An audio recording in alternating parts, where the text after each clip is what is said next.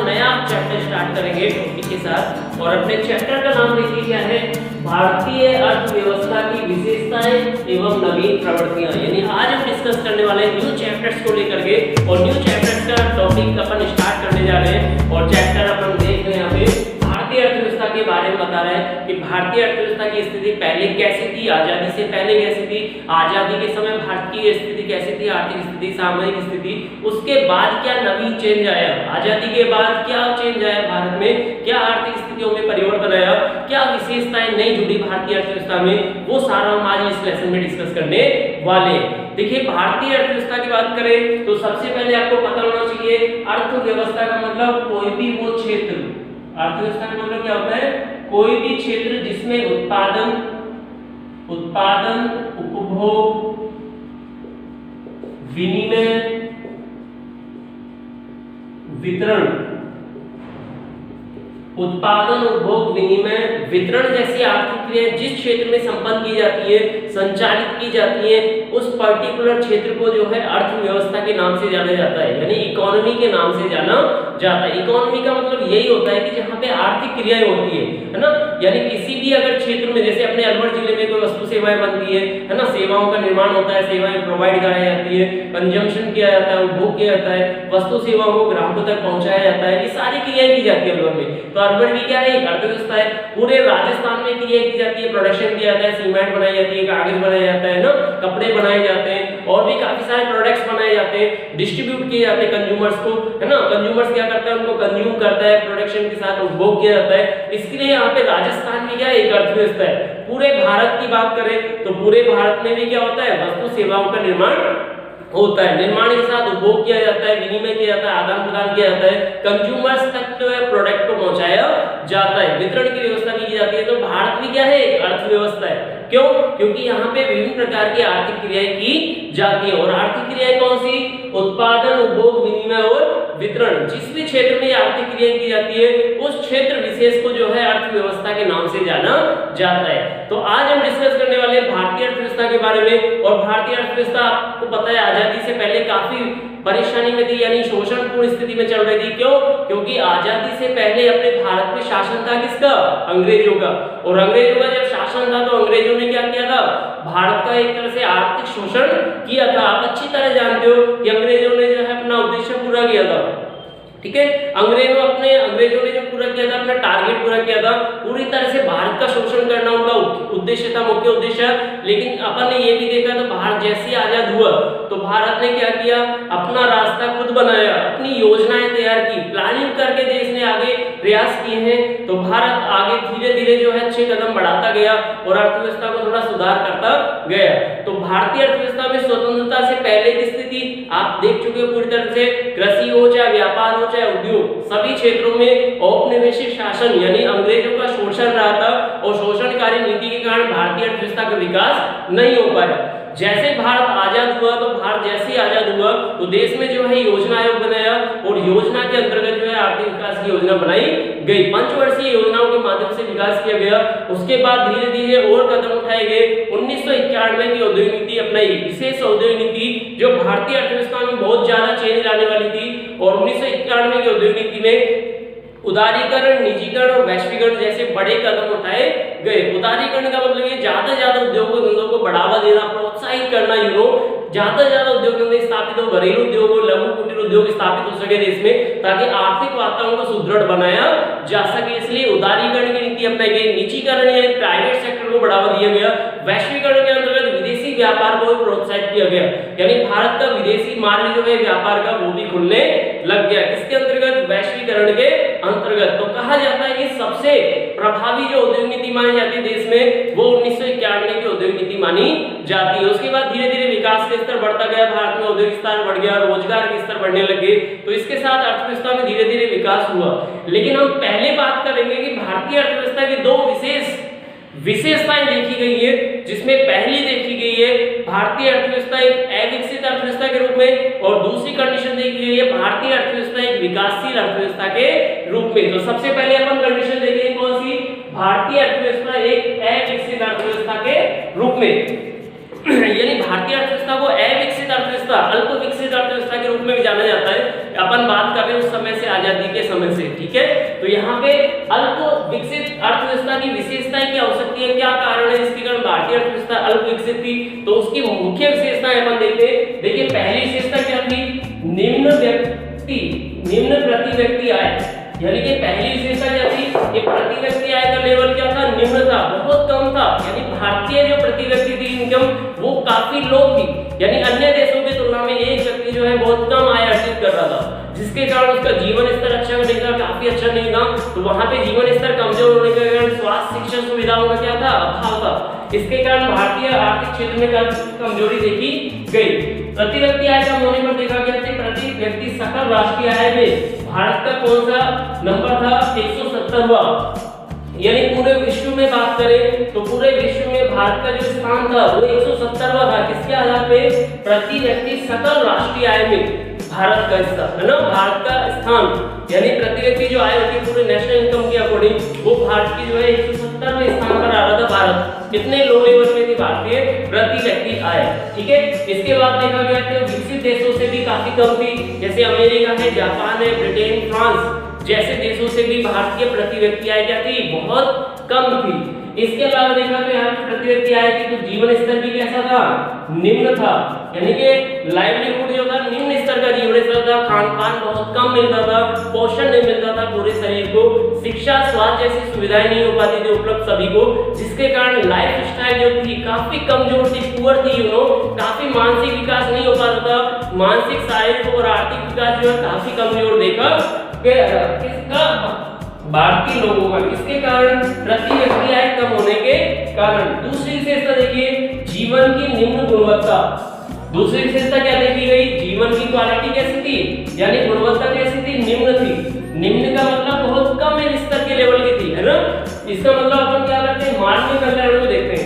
तो मानवीय कल्याण के दो अभिन्न अंग माने जाते हैं, शिक्षा और स्वास्थ्य। ये दो ऐसे फैक्टर है जो मानवीय कल्याण को क्या करते हैं, प्रस्तुत करते हैं कि मानव का कल्याण कैसा है। अगर वहां पे किसी क्षेत्र विशेष में एजुकेशन अच्छी है, यानी बच्चों को जो है पर्याप्त शिक्षा उपलब्ध हो रही है, स्वास्थ्य सुविधाओं का पर्याप्त रूप से उपलब्धता है, यानी स्वास्थ्य सुविधाएं बेहतर ढंग से उपलब्ध कराई जा रही है, तो वहां पे शिक्षा के साथ साथ फिजिकली फिटनेस अच्छी होती है और व्यक्ति जो होता है आर्थिक क्षेत्र में अच्छा योगदान देता है। तो मानवीय कल्याण के अभिन्न अंग माने जाते हैं कौन से, शिक्षा और स्वास्थ्य। इसके बाद देखा गया कि भारत में शिक्षा का स्तर क्या था, बहुत कमजोर था। कैसा था, बहुत कमजोर स्तर था, स्कूलें नहीं थी, ग्रामीण क्षेत्रों में जो है लेवल स्तर नहीं था, एजुकेशन का अच्छा नहीं, टीचर्स अवेलेबल नहीं आते थे, तो वहां पे कंडीशंस काफी पुअर थी, है ना। किसको लेकर के, एजुकेशन को लेकर के। ऐसी कंडीशन में हायर एजुकेशन की कमी थी, हायर एजुकेशन के इंस्टीट्यूट स्थापित नहीं हो पा रहे थे, तो ऐसी कंडीशन में शिक्षा का स्तर बहुत कमजोर बना हुआ था। कब, जब भारतीय अर्थव्यवस्था आजाद हुई थी, यानी आर्थिक रूप से काफी थी, पिछड़ी हुई थी। वर्ष 2011 की जनगणना के अनुसार बात करें तो साक्षरता दर, देखिए साक्षरता दर कितनी थी, 74.4% ही थी। क्या, साक्षरता दर, यानी कि बात करें आज भी जो है 1/4 भाग जो जनसंख्या का है वो कैसा माना जाता है, निरक्षर माना जाता है। यानी काफी बड़ा क्षेत्र ऐसे अभी भी भारत में, ग्रामीण क्षेत्र में, राजस्थान की बात करें तो राजस्थान में अभी भी काफी जो है पश्चिमी एरिया। इसके बाद देखते हैं अपन तीसरी विशेषता क्या है, अविकसित अर्थव्यवस्था के रूप में। देखिए गरीबी की समस्या, तो भारत में जो है गरीबी की समस्या देखी गई। गरीबी जो है काफी बड़े स्तर पे देखी गई भारत में, क्योंकि रोजगार के स्तरों में कमी थी, रोजगार का स्तर अच्छा नहीं था, स्वास्थ्य सुविधाएं अच्छी नहीं थी, बेहतर नहीं थी लोगों की, जिसके कारण वो अच्छे से अच्छा का योगदान नहीं दे पाते थे आर्थिक क्षेत्र में, बीमार हो जाते थे ज्यादा, यानी लॉन्ग समय तक जो है ज्यादा वर्क नहीं कर पाते थे। तो वहां पे गरीबी की समस्या देखी गई। सुरेश तेंदुलकर समिति 2011-12 में बनी थी। इसने रिपोर्ट दी थी कि भारत में उस समय कितने परसेंट लोग गरीब थे, 21.92% लोग 2011-12 की स्थिति में भी क्या थे, गरीब थे। तो देखिए आप कितनी काफी बड़ी पॉपुलेशन जो है गरीब मानी गई। गरीब का मतलब वो है कि जो व्यक्ति अपनी मूलभूत आवश्यकताएं भी पूरी नहीं कर पाता, यानी भोजन, कपड़ा, मकान जैसी शिक्षा सुविधाएं आवश्यकताएं पूरी नहीं कर पाता, तो वो व्यक्ति गरीब माना जाता है। तो ऐसे लोगों की संख्या जो थी 91.92% जो है लोग क्या थे भारत में, गरीब थे। कौन सी समिति के अनुसार, सुरेश तेंदुलकर समिति के अनुसार। यह अनुमान दिया इन्होंने कब, 2011 से 12 में। अगली विशेषता देखिए, कृषि पर अत्यधिक निर्भरता, यानी कि भारतीय लोग जो थे वो कृषि पर ज्यादा निर्भर थे। क्यों? क्योंकि शिक्षा का अभाव था, है ना, व्यावसायिक शिक्षा का अभाव था, औद्योगिक धंधों की जो जानकारी नहीं थी, औद्योगिक विकास बहुत कम था, जिसके कारण भारतीय लोगों की निर्भरता किस पर अधिक थी? कृषि पर अधिक थी। तो स्वतंत्रता के समय भी देखा गया कि लगभग 72% जनसंख्या किस पर निर्भर थी? कृषि पर, यानी एग्रीकल्चर पर डिपेंड थी पूरी तरह से, यानी कि मुख्य जीवन यापन का स्तर जो था पूरी तरह से कृषि पर आधारित माना जाता था। यानी मेन व्यवसाय था जो था लोगों का, वो मेन व्यवसाय क्या था? कृषि था। ठीक है, वर्तमान में बात करें तो 45 से 49% पॉपुलेशन आज भी जो है ग्रामीण क्षेत्र में भारत की जो है वो गरीब है, और गरीब के साथ साथ क्या है? एग्रीकल्चर पर डिपेंड है, यानी कि कृषि कार्यों पर निर्भर है। इसके बाद देखिए अगली विशेषता जननांकिकीय कारण। जन्म दर की बात करें तो भारत में जन्म दर क्या है? ऊंची देखी जाती है। मातृ दर मृत्यु दर वो भी जो है काफी देखी जाती है। मातृ मृत्यु दर भी जो है अधिक है। ठीक है, तो वहां पे शिशु मृत्यु दर भी ज्यादा देखी जाती है। तो काफी जन्म दर ऊंची होने के कारण काफी सारी परेशानियां हैं। वर्ष 2001 और 11 में जन्म दर की बात करें तो कितनी थी? 17.64% थी। कब? वर्ष 2001 से 11 के दौरान जन्म दर देखी गई है, तो वहां पे 17.64% वृद्धि दर देखी गई है जन्म दर में। इसके बाद बात करें जनसंख्या वृद्धि, तो जनसंख्या वृद्धि की बात करें तो ऑस्ट्रेलिया महाद्वीप के बराबर जो है जनसंख्या वृद्धि दर देखी जाती है। किसमें? भारत में, यानी काफी तेजी से जो है जनसंख्या बढ़ रही है। इसके बाद बात करें नंबर 6 विशेषता की, बेरोजगारी की समस्या।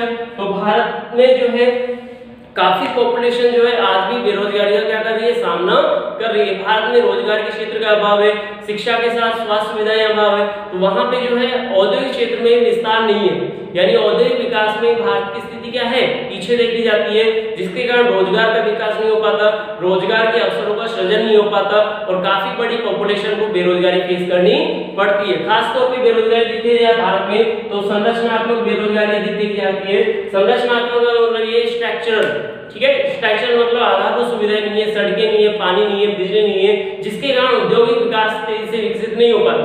तो जब सड़कें, पानी, बिजली ये सारी व्यवस्था नहीं हो पाती, इसके कारण औद्योगिक विकास कम देखा जाता है, तो वो बेरोजगारी किसके कारण होती है? संरचनात्मक कारण के कारण, है ना, कि हमारी स्ट्रक्चर अच्छा नहीं है, यानी औद्योगिक विकास के हिसाब से जो है इंडस्ट्री स्थापित नहीं हो पाएंगी, और स्थापित नहीं हो पाएंगी तो रोजगार का स्तर बहुत कम देखा जाएगा। दूसरी विशेष बेरोजगारी देखी जाती है भारत में छिपी हुई बेरोजगारी। छिपी हुई बेरोजगारी का मतलब ये है कि एक ही परिवार के लोग, यानी 10 लोग हैं परिवार में, तो 10 लोग जो है एक ही खेत पे लगे हुए हैं, जहां पर 10 लोगों की कोई आवश्यकता नहीं है, केवल 2 ही व्यक्ति की आवश्यकता है, फिर भी जो है 10 के 10 सदस्य जो है परिवार के उस काम में लगे हुए लगते हैं, तो वो बेरोजगारी जो मानी जाती है वो छिपी हुई बेरोजगारी मानी जाती है। क्योंकि अपन देखते हैं ज्यादातर जो परिवेश है भारत में वो ग्रामीण परिवेश माना जाता है, और ज्यादातर पॉपुलेशन जो है ग्रामीण क्षेत्र में रहती है। इसके कारण वहां के ज्यादातर लोगों की जो बेरोजगारी देखी जाती है, या वहां के लोग ज्यादा जो बेरोजगारी फेस करते हैं वो कौन सी करते हैं? छिपी हुई बेरोजगारी। तो वहां पे जितना काम नहीं होता, अपने लिए रोल भी नहीं है उस खेत में, तो अपन कुछ कर भी नहीं रहे, फिर भी अपन क्या है ऐसा शो कर रहे हैं कि हम कुछ कर रहे हैं, लेकिन वास्तव में ऐसा कुछ नहीं कर रहे, तो हम कौन सी श्रेणी में आएंगे? छिपी हुई बेरोजगारी की श्रेणी में। तो भारत में दोनों प्रकार की जो है ज्यादा बेरोजगारी देखी जाती है, कौन सी? संरचनात्मक और छिपी हुई बेरोजगारी। तो ये थी इसकी छठी विशेषता, जिसको देखा अपन ने बेरोजगारी की समस्या के रूप में। तो 6 विशेषता देखी अपन ने इसकी भारतीय अर्थव्यवस्था की अविकसित अर्थव्यवस्था के रूप में, कि कौन कौन सी बातें जो भारतीय अर्थव्यवस्था में अविकसित अर्थव्यवस्था के रूप में जानी जाती है। अगली देखते हैं, अगली विशेषता देखते हैं, नंबर है 7। 7वीं विशेषता क्या है?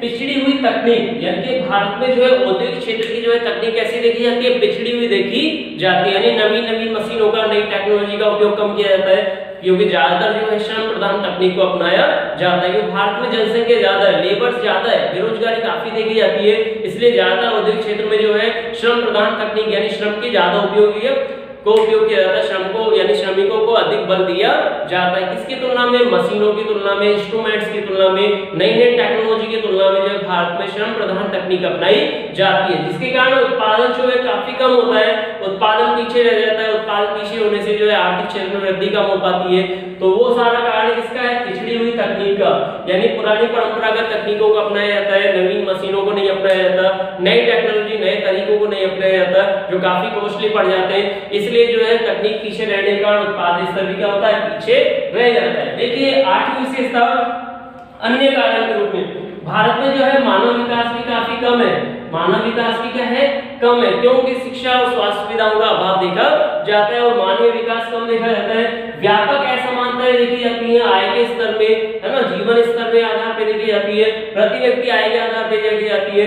आज आवश्यकताएं व जन आधार सुविधाएं होती है, जैसे विद्युत है, जल है ना, जल आपूर्ति वगैरह है। तो काफी सारी असमानताएं देखी जाती है। आर्थिक क्षेत्र कहीं ज्यादा है, कहीं कम है, कहीं बिल्कुल भी नहीं है।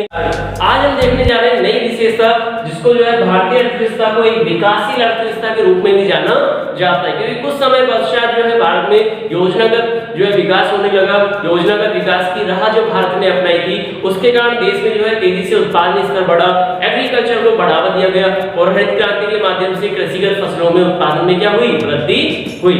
इसके कारण अपन देखते हैं भारत का विकास जो है पहले की तुलना में, यानी आजादी के समय की तुलना में 1950 के बाद जो है तेजी से बढ़ने लगा। तो पंचवर्षीय योजना का प्रभाव देखा गया था 1966 में, जो एग्रीकल्चर विशेष क्रांति चलाई गई, हरित क्रांति। उसके बाद 1990 के दशक में जो है विशेष आर्थिक सुधार कदम उठाए गए, जिसके कारण भारतीय अर्थव्यवस्था विकास करने लग गई। तो उसमें जो है भारतीय अर्थव्यवस्था में विकासशील अर्थव्यवस्था की विशेषताएं की पाई जाती है, देखी जाती है। वर्तमान में जो भारतीय अर्थव्यवस्था की बात करें तो भारत एक विकासशील अर्थव्यवस्था के रूप में, बड़ी शक्ति के रूप में विश्व में जाना जाता है। देखते हैं क्या विशेषताएं ऐसी जिसके कारण भारतीय अर्थव्यवस्था विकासशील अर्थव्यवस्था मानी जाती है। चलिए स्टार्ट करते हैं आज का टॉपिक। देखिए, विकासशील अर्थव्यवस्था के रूप में अगर भारत की अर्थव्यवस्था को स्वीकार किया जाए तो उसकी मेन विशेषताएं क्या देखेंगे अपन, कि भारत की राष्ट्रीय आय और प्रति व्यक्ति आय में क्या हुई है, वृद्धि हुई है। क्या हुई है, वृद्धि हुई है, यानी देश की नेशनल इनकम बढ़ी है। उसके साथ पर कैपिटल इनकम जो है, यानी प्रति व्यक्ति आय में क्या देखी गई है, वृद्धि देखी गई है, यानी इंक्रीज हुई है। किसकी अपेक्षा, आजादी के समय की कंडीशन की अपेक्षा। यानी भारत जब आजाद हुआ था स्वतंत्रता के समय, उस समय बहुत कम आय थी भारत की, प्रति व्यक्ति आय बहुत कम थी और राष्ट्रीय आय बहुत कम लेवल पे थी।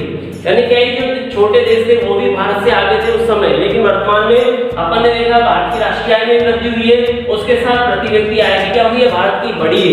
ठीक है, बात करें 1950 से 1980 के बीच विकास दर की बात करें तो ये रही थी 3.5% प्रति वर्ष देखी गई क्या, विकास दर।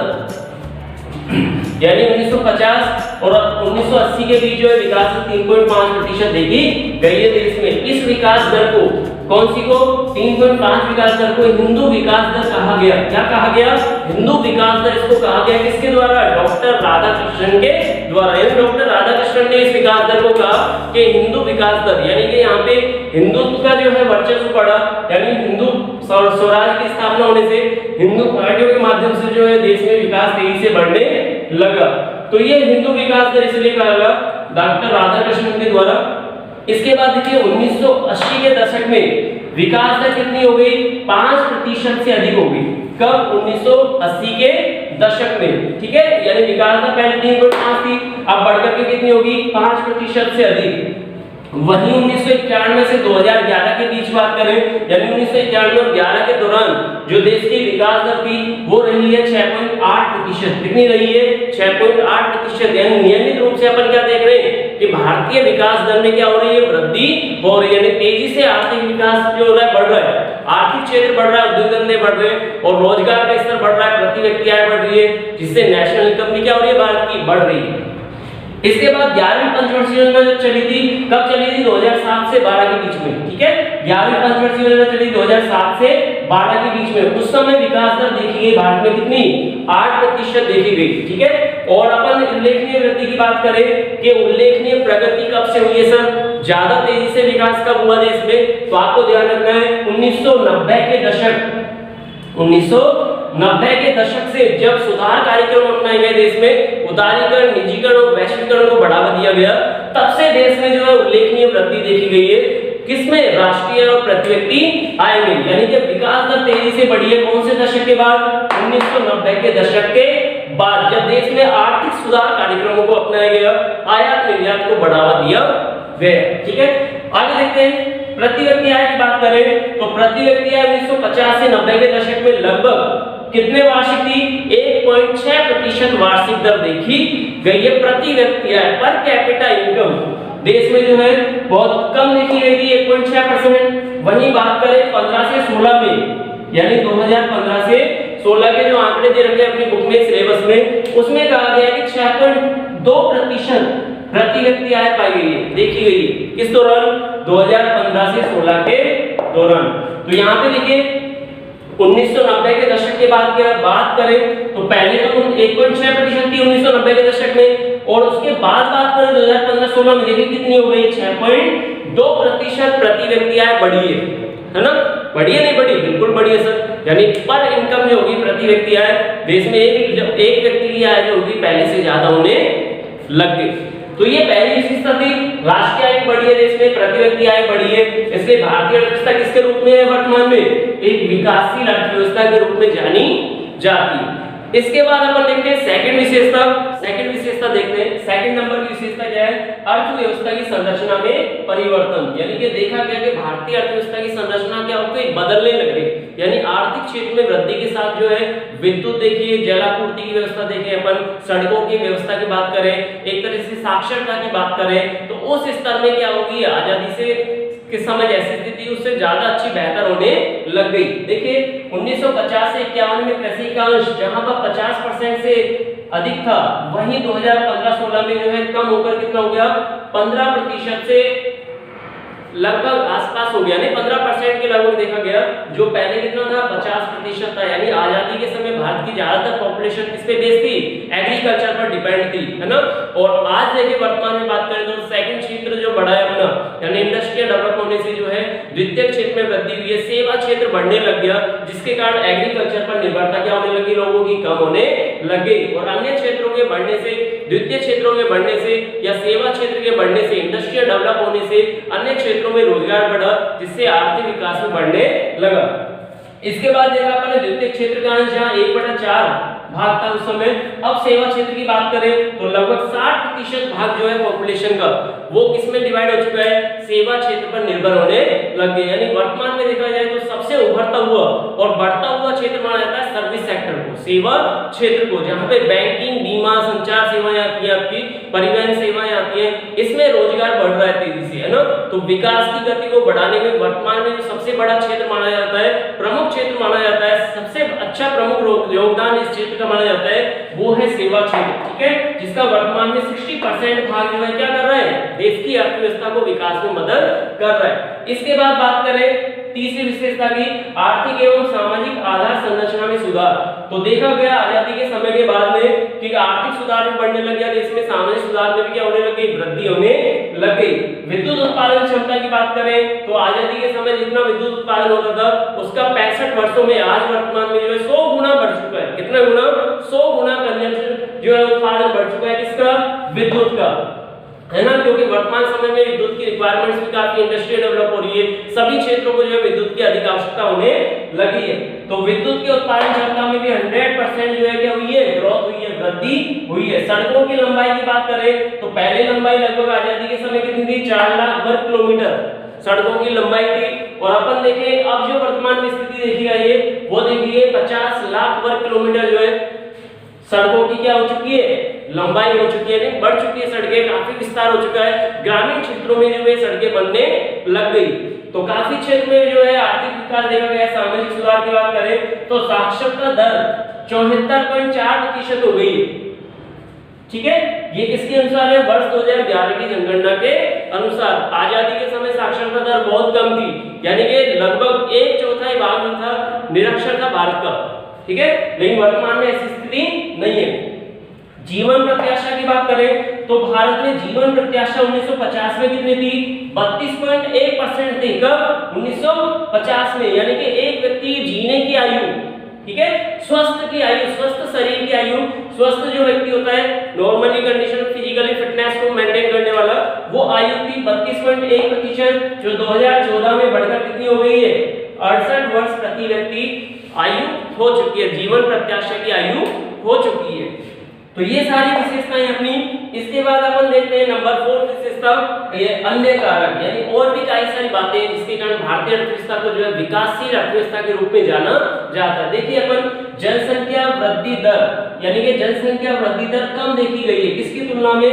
पिछले वर्षों की तुलना में, यानी आजादी के समय जनसंख्या वृद्धि काफी तेजी से थी, है ना, वृद्धि दर बहुत ज्यादा थी और वहां पे जो देखा गया कि जन्म दर ज्यादा होने के कारण भारत में जो है पॉपुलेशन बढ़ने लग गई। पॉपुलेशन बढ़ रही थी और आर्थिक संरचना में सुधार नहीं हो रहा था, जिसके कारण बेरोजगारी, गरीबी अधिक देखी जा रही थी।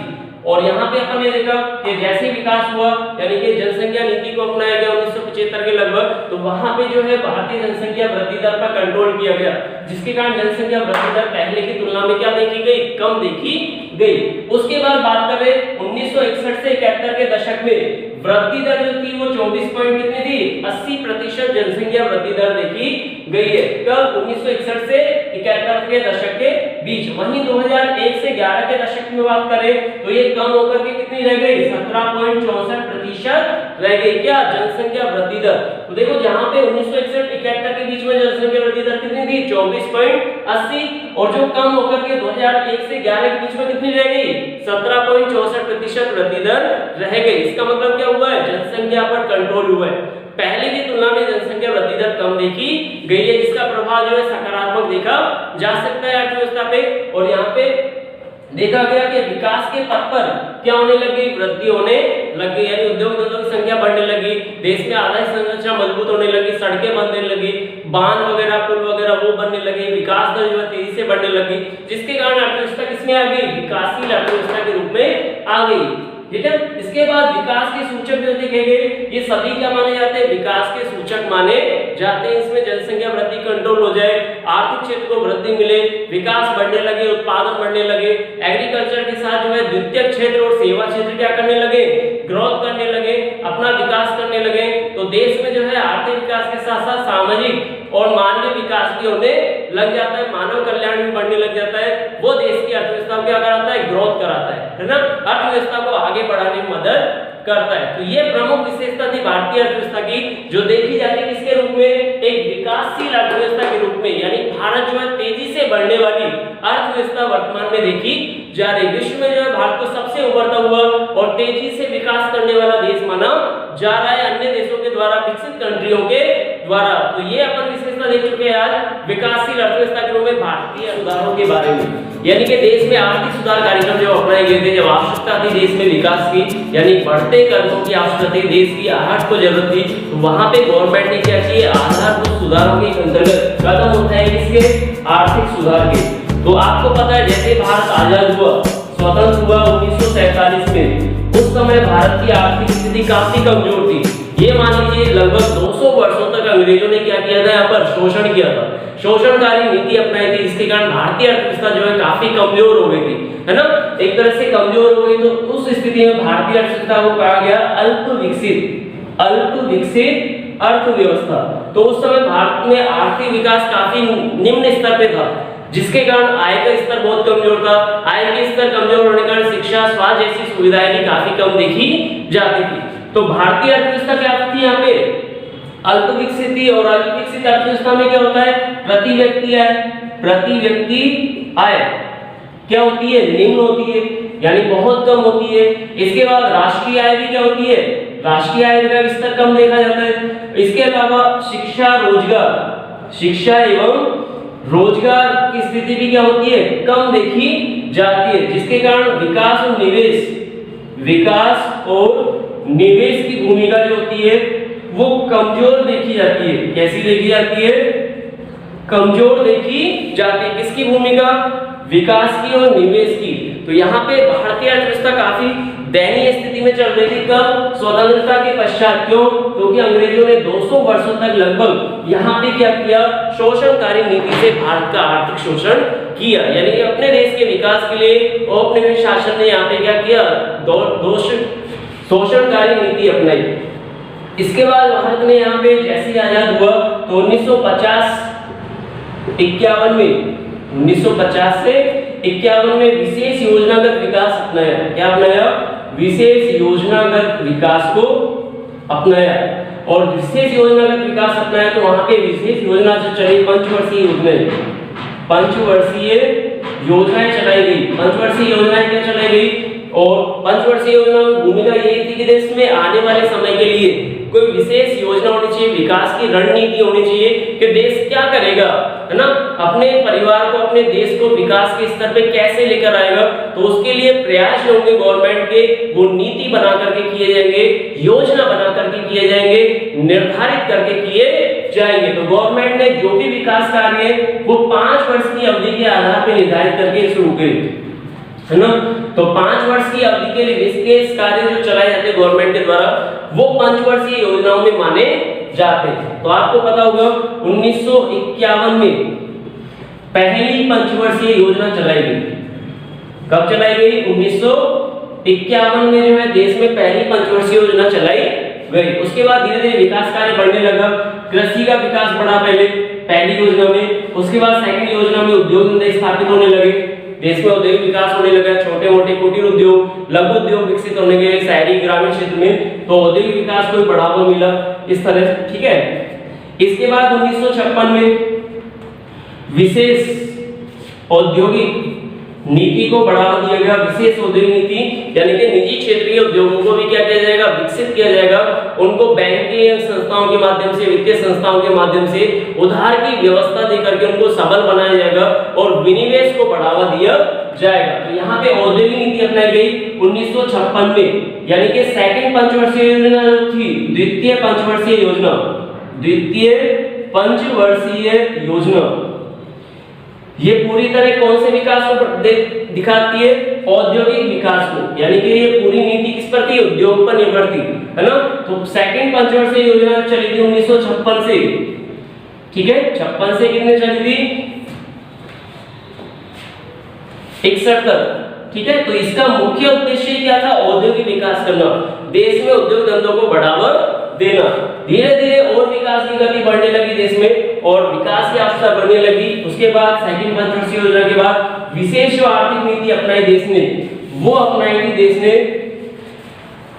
वर्ष 1978 में। कब अपनाई थी? वर्ष 1978 में जो है आर्थिक नीति को बढ़ावा दिया गया और आर्थिक नीति को बढ़ावा देकर के जो है औद्योगिक क्षेत्र को, ग्रामीण और शहरी क्षेत्र में औद्योगिक क्षेत्र को क्या किया गया? प्रोत्साहित किया गया। तो गवर्नमेंट के द्वारा विभिन्न प्रकार के बजट जारी किए गए। बजट के माध्यम से जो है अनुदान राशि दी जाती थी और अनुदान राशि में गवर्नमेंट क्या करती थी? ग्रामीण, शहरी व ग्रामीण क्षेत्रों को बढ़ावा देती थी ताकि वहां पे आर्थिक संतुलन स्थापित किया जा सके। तो देखिए धीरे धीरे विकास बढ़ने लगा, आवश्यकताएं बढ़ने लगी, लेकिन जब गवर्नमेंट का बजट जो है कम होने लग गया, यानी राशि कम होने लगी गवर्नमेंट के पास, विकास अभी अधूरा था, है ना। अभी काफी सारी अपेक्षाएं थी, ग्रामीण क्षेत्र में एग्रीकल्चर को और विकसित करना होगा, लेकिन एग्रीकल्चर विकसित नहीं हो पाया उतना जितना जरूरत थी, है ना। संसाधनों में वृद्धि होने की जरूरत थी, लेकिन इतने संसाधन विकसित नहीं हो पाए। औद्योगिक धंधों को बढ़ावा देने की आवश्यकता थी, लेकिन उतने औद्योगिक धंधे भी विकसित नहीं हो पाए। और सरकार का जो बजट है, सरकार का बजट किसमें जाने लगा? घाटे में जाने लगा। किसमें जाने लगा? घाटे में जाने लगा। घाटे का मतलब ये है कि सरकार की जो आय है वो कम है उसके किससे? व्यय से।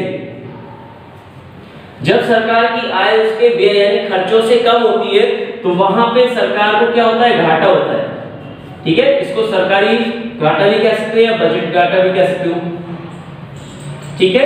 बजट घाटा होने लगा क्योंकि गवर्नमेंट जो योजना बना के काम कर रही थी तो वहां पे खर्चा ज्यादा स्तर पे हो रहा था। खर्चा इसका मतलब हो रहा था क्योंकि एग्रीकल्चर को भी बढ़ावा दे रही थी गवर्नमेंट, है ना, उद्योग धंधों को भी बढ़ावा दे रही है, लेकिन जरूरत के हिसाब से वहां पे विकास हो नहीं रहा था, आय का स्तर नहीं बढ़ रहा था और आवश्यकता के अनुसार विकास नहीं हो रहा था। इसलिए गवर्नमेंट घाटे की स्थिति में आ गई।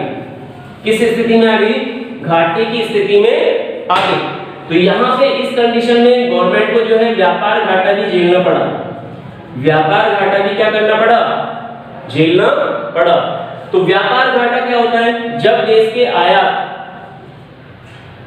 आयात किससे ज्यादा होते हैं?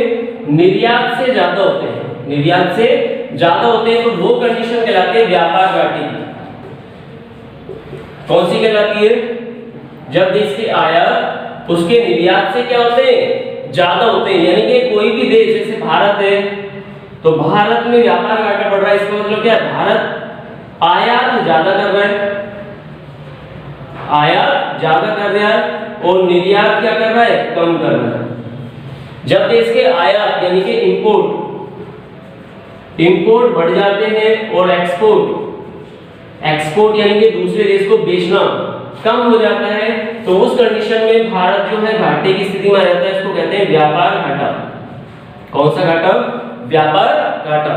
किसके कारण देखा गया, क्योंकि ज्यादा हम क्या कर रहे थे, दूसरे देशों से वस्तुएं खरीद रहे थे और बेच कम रहे थे, और खरीद ज्यादा रहे थे। इसका मतलब क्या, भारतीय रुपया बाहर जा रहा था, है ना। भारतीय जो मूल्य था रुपये का वो विदेशी स्तर पे जा रहा था। इसके कारण भारत के जो बजट है यानी कि राशि या फंड है, कोष जो है वो कम होने लग गए और विदेशी स्तर की पूंजी आ नहीं रही थी, क्योंकि निर्यात कम थे, है ना। विदेशी मुद्रा आ नहीं रही थी देश में, तो निर्यात कम होने के कारण विदेशी मुद्रा की कमी थी, यानी कि इतना स्टॉक नहीं था भारत के पास कि एक हफ्ते से ज्यादा आयात कर सके, है ना, दूसरे विदेशियों को भुगतान कर सके। इतना भी कोष खाली नहीं था, इतना नहीं था, पर्याप्त नहीं था देश के पास। तो ऐसी स्थिति में भारत व्यापार घाटे को फेस कर रहा था। अब जरूरत थी भारत को किसकी, उधार की। किसकी जरूरत थी, उधार की। किसको पूरा करने के लिए, व्यापार घाटे को पूरा करने के लिए।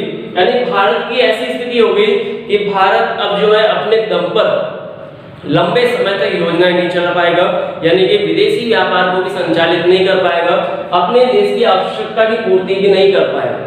तो ऐसी कंडीशन में भारत को पड़ी किसकी आवश्यकता, उधार की। भाई अब तो उधार होगा तो ही काम चल पाएगा, है ना। तो उधार का मतलब क्या होता है कि जब विदेशी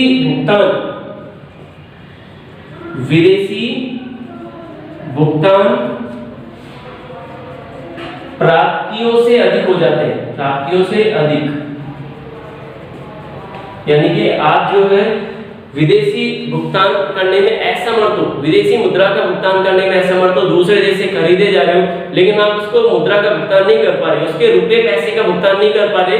इसका मतलब क्या है, आपके कोष खाली कम है ना, पर्याप्त नहीं है। तो जब कोष खाली हो जाते हैं, पर्याप्त नहीं होते, तो वहां पे स्थिति आती है भुगतान असंतुलन की। किसकी आती है, भुगतान असंतुलन की स्थिति देखी जाती है। अब देखिए भुगतान संतुलन क्या होता है। भुगतान संतुलन का मतलब क्या होता है कि जब देश की प्राप्तियां, भुगतान संतुलन का मतलब यह है कि विदेशी लेन और देन, विदेशी लेन देन में तालमेल। अगर विदेशी लेन देन में यानी आयात निर्यात में, आय व्यय में अगर तालमेल है तो वो भुगतान संतुलन माना जाता है। लेकिन ऐसा भारत में था क्या, नहीं था सर, है ना, क्योंकि यहाँ पे आयात ज्यादा थे, भारत के आयात क्या थे, ज्यादा थे और निर्यात कम थे। यानी यहाँ पे भारत किस स्थिति में था, व्यापार घाटे की स्थिति में था।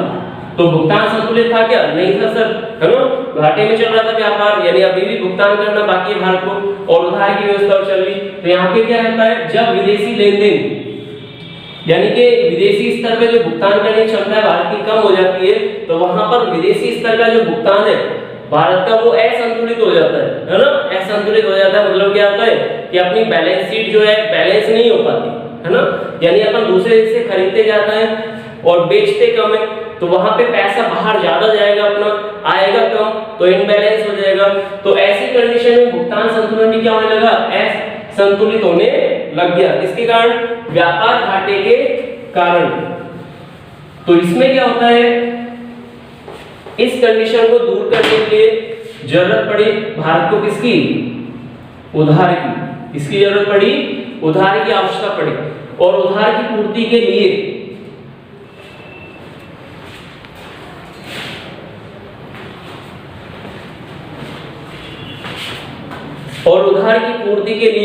भारत सरकार ने क्या किया, दरवाजा खटखटाया। किसका, एक तो विश्व बैंक एवं आईएमएफ, यानी कि विश्व बैंक और आईएमएफ से भारत ने क्या मांगा, उधार मांगा। किसके लिए, अपने व्यापार घाटे की पूर्ति के लेकिन भारत के पास इतनी पूंजी नहीं बची थी विदेशी व्यापार को पूरा करने के लिए, ताकि हम दूसरे देशों को भुगतान कर सके। विदेशी कोष जो है भारत के पास बहुत कम हो गया था, है ना, भंडार कम हो गए थे। यानी भारत आयात तो कर लेता, लेकिन भुगतान करने के रुपए भी तो होने चाहिए, मुद्रा भी तो होनी चाहिए, डॉलर होने चाहिए, येन होने चाहिए, जिस भी देश की मुद्रा से आप भुगतान कर रहे हो। तो वो मुद्रा का स्टॉक जो है कम हो गया, जिसके कारण भारत जो है विदेशी व्यापार नहीं कर पा रहा था। इसलिए भारत को आवश्यकता पड़ी किसकी? उधार की। तो भारत को जब उधार की आवश्यकता पड़ी तो भारत सरकार ने विश्व बैंक और आईएमएफ की मदद ली। विश्व बैंक और आईएमएफ की मदद ली। कहा कि भाई हमारा जो है आर्थिक स्थिति सुधारने के लिए, अपने देश के विकास के लिए उधार की आवश्यकता है इस समय, क्योंकि हमारी काफी सारी विकास योजनाएं अभी अटकी हुई है ना, उनको पूरा करने की जरूरत है। तो हम आपको जो है आने वाले समय में उसका भुगतान कर देंगे, तो कुछ आप हमारी आर्थिक सहायता करो, ठीक है। तो विश्व बैंक और आईएमएफ ने क्या किया? उधार देने के लिए सहमति रखी। ठीक है भाई, हम आपको उधार दे देंगे, कोई दिक्कत नहीं है। लेकिन उधार देने से पहले इन्होंने क्या रखी? कुछ शर्त रखी। क्या रखी? शर्तें रखी, ठीक है। वो शर्तें क्या थी कि भारत, ठीक है भाई हम आपको उधार दे देंगे, आपके भारत में विकास की आवश्यकता है, ठीक है, कोई दिक्कत नहीं है, जरूरत ये करना भी चाहिए, भारत विकास हम भी यही चाहते हैं, लेकिन हम आपको उधार तभी देंगे जब आप अपने देश में कुछ आर्थिक सुधार करोगे। यानी विश्व बैंक आईएमएफ को लग रहा था कि अभी कुछ कमियां हैं भारत में, यानी पैसे का यूज अच्छे से नहीं कर पा रहा भारत। अगर पैसे का यूज, उपयोग अच्छे से करने लग जाएगा भारत, तो वहां पे अपने आप ही जो है आर्थिक वृद्धि होने लग जाएगी।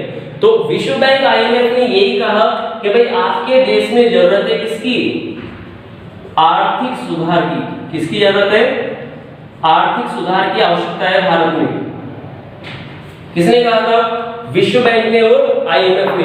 अब ये आर्थिक सुधार क्या है? भारत ने पूछा भाई भारत सरकार ने, भाई ऐसा कैसा आर्थिक सुधार है? हमने तो काफी पंचवर्षीय योजना चला रखी है और देश में रोड भी बन रहे हैं, बांध भी बन रहे हैं, बिजली का उत्पादन भी किया जा रहा है, उद्योग धंधों को भी बढ़ावा दिया जा रहा है, तो बचा क्या सर? तो विश्व बैंक ने बताया कि विश्व बैंक और आईएमएफ ने बताया उसको कि आपके यहाँ उद्योग धंधे बढ़ रहे हैं, अच्छी बात है, लेकिन अभी भी जो है सरकारी नियंत्रण ज्यादा है। सरकारी नियंत्रण क्या है? अधिक है। तो गवर्नमेंट ने कहा भाई सरकारी नियंत्रण अधिक है, तो मतलब क्या है आपका? यार गवर्नमेंट तो अपना रोल प्ले करेगी ना, तो गवर्नमेंट मतलब कुछ नहीं करे, गवर्नमेंट नियम कानून नहीं बनाए। नहीं, विश्व बैंक ने कहा ऐसा नहीं है, मैं ये नहीं कह रहा आप अपनी इकोनॉमी में जो है नियम कानून मत बनाइए, मैं ये कहना चाह रहा हूं कि आपने जो ज्यादा नियंत्रण कर रखा है, ज्यादा नियंत्रण का मतलब ये है कि औद्योगिक क्षेत्र को आप बढ़ावा तो दे रहे हो, लेकिन जितना बढ़ावा मिलना चाहिए वो आपके नियम कानूनों से रुका हुआ है। वो आपके नियम कानून जितने भी हैं, नियम या नीतियां, ठीक है, या प्रावधान, वो सारे क्या कर रहे हैं? औद्योगिक क्षेत्र के विकास में वृद्धि को रोक रहे हैं, बाधा बने हुए। जैसे आप औद्योगिक धंधों को बढ़ावा तो दे रहे हो, लेकिन औद्योगिक क्षेत्र में निवेश को बढ़ावा बहुत कम दे रहे हो आप, यानी कि निजी निवेश को बढ़ावा कम दे रहे हो, प्राइवेट सेक्टर को बढ़ावा कम दे रहे हो। विदेशी व्यापार की बात करें तो विदेशी व्यापार आपका क्या है? विदेशी व्यापार आपका कम है। अभी भी आप कई देशों से निर्यात नहीं कर रहे, है ना, निर्यात नहीं कर रहे, वहां पे कई देशों से आयात नहीं कर रहे, निर्यात नहीं कर रहे, तो वहां पे विदेशी पूंजी आएगी कैसे आपके पास? कैसे विदेशी मुद्रा का भंडार कर पाओगे?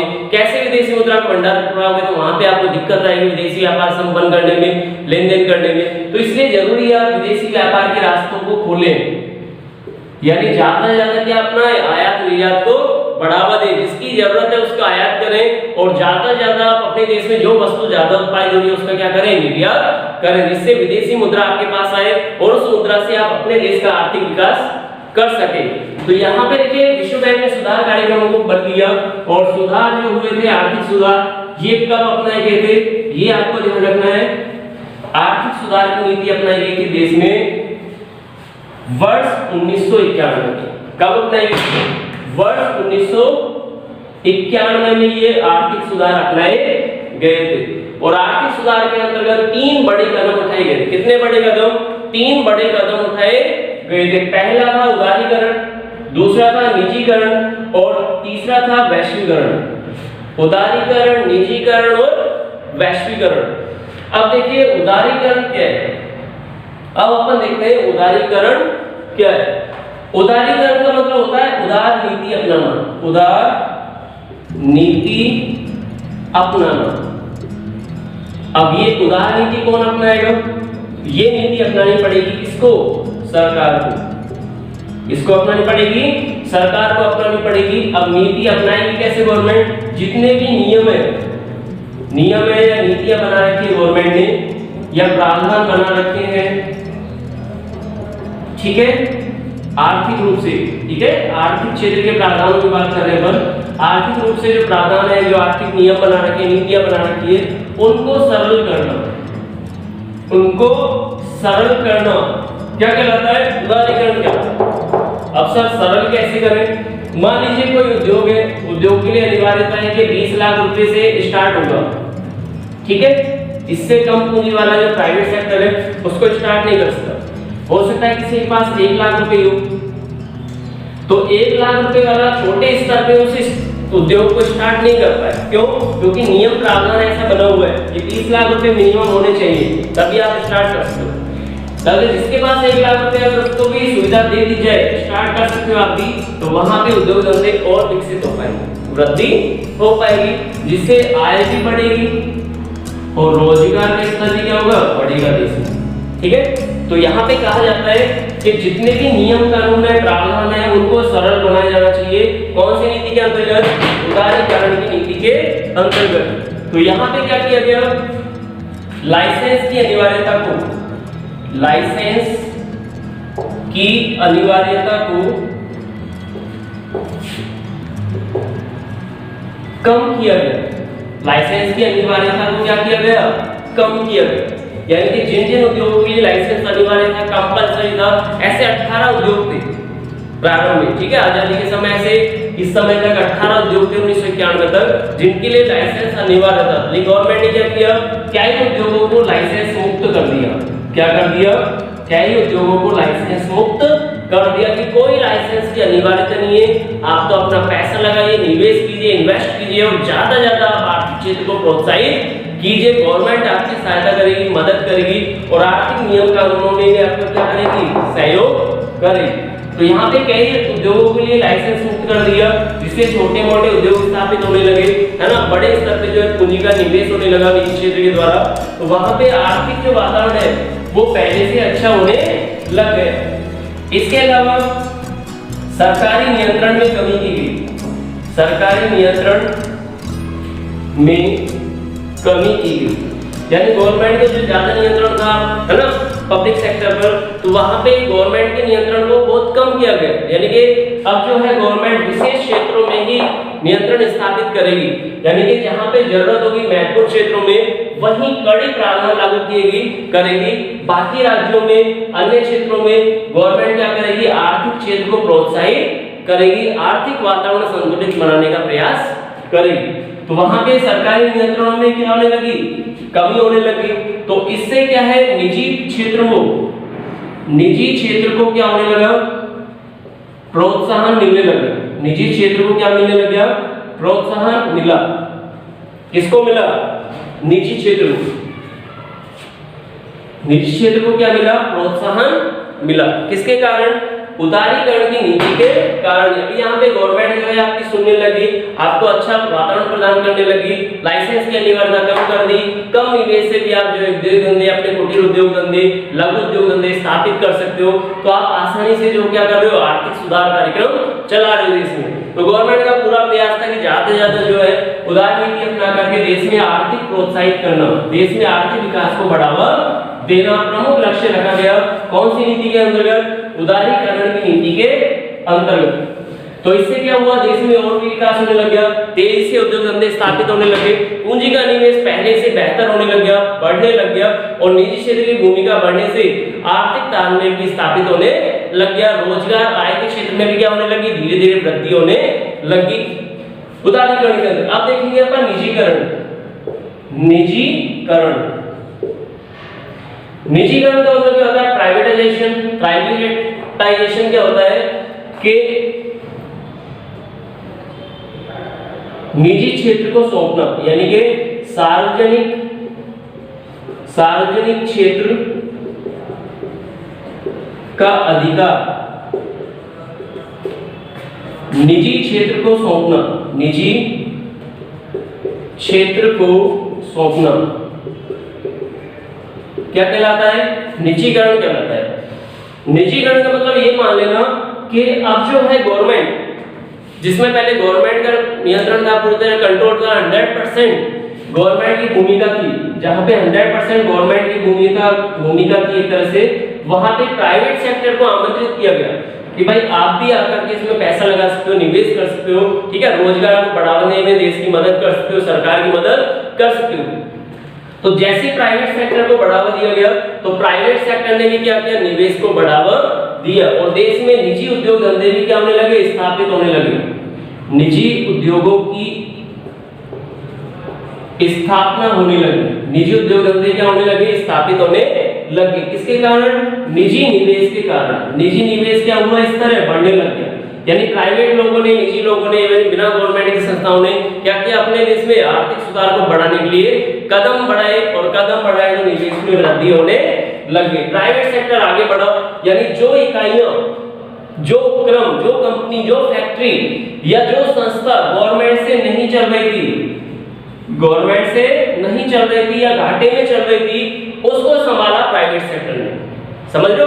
तो गवर्नमेंट जिस क्षेत्र में अच्छा काम नहीं कर पा रही थी, अच्छी भी भूमिका नहीं निभा पा रही थी, उस क्षेत्र में प्राइवेट सेक्टर ने अपना कदम रखा और उस क्षेत्र में सुधार कार्यक्रम अपनाए और जहां पे निवेश की आवश्यकता थी और विनिवेश की आवश्यकता थी, वहां पर विनिवेश को भी क्या किया गया? बढ़ावा दिया गया। मान लीजिए कोई फैक्ट्री है, ठीक है, ये फैक्ट्री है, ये क्या है?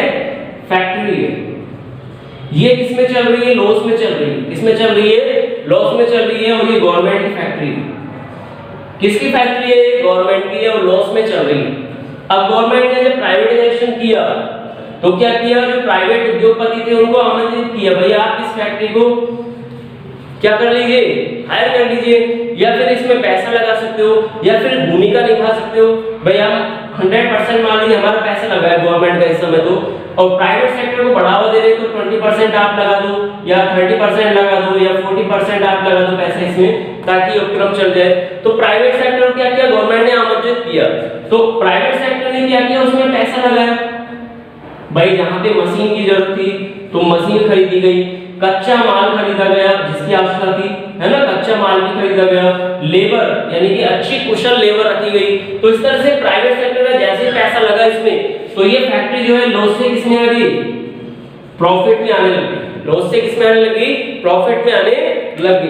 तो कहने का मतलब है कि उस समय 1991 में जो उपक्रम नहीं चल पा रहे थे, अच्छे से नहीं चल पा रहे थे, बीमार थे, एक तरह से प्रॉफिट नहीं कमा रहे थे, लॉस में चल रहे थे, है ना, गवर्नमेंट ऐसे क्षेत्रों में जहां निवेश नहीं कर पा रही थी, कम निवेश था, गवर्नमेंट का ध्यान कम था, ऐसे क्षेत्रों में जो है निजी क्षेत्र को बढ़ावा दिया गया, प्राइवेट सेक्टर को बढ़ावा दिया गया, ताकि उस क्षेत्र का भी आर्थिक विकास किया जा सके, वहां पर भी आर्थिक संतुलन स्थापित किया जा सके। और वैसा ही हुआ, प्राइवेट सेक्टर ने आगे कदम बढ़ाए, जैसे गवर्नमेंट ने मौका दिया तो प्राइवेट सेक्टर जैसे पैसा आया अपना उसको क्या किया?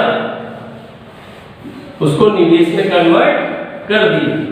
इससे भारत का और आर्थिक विकास होने लग गया, आर्थिक क्षेत्र में क्या होने लग गई? वृद्धि होने लग गई। अब गवर्नमेंट के साथ साथ यहाँ पे प्राइवेट उपक्रम भी स्थापित होने लगे, गवर्नमेंट संस्थाओं के साथ साथ यहाँ पे प्राइवेट संस्थाओं का भी निवेश बढ़ने लग गया और देश में जो है रोजगार के साधन बढ़े, रोजगार के साधन के आय का स्तर बढ़ने लग गया और आय का स्तर जैसे बढ़ा, आय का स्तर जैसे ही बढ़ा, देश में दो विशेष क्षेत्रों को बढ़ावा मिला, शिक्षा और स्वास्थ्य। शिक्षा और स्वास्थ्य, निवेश बढ़ने लगे, एजुकेशन अच्छी होने लगी, है ना, एजुकेशन के साथ हेल्थ भी बेटर होने लगी, किससे? पहले की स्थिति से। क्यों? क्योंकि आय के स्तरों में क्या होने लगे? धीरे धीरे वृद्धि होने लगे। तो निजीकरण का प्रभाव जो था वो काफी पॉजिटिव देखा गया, इसमें सकारात्मक देखा गया। इसके बाद देखते हैं अपन वैश्वीकरण, वैश्वीकरण, ग्लोबलाइजेशन। ग्लोबलाइजेशन क्या होता है कि अपने देश की अर्थव्यवस्था को, देश की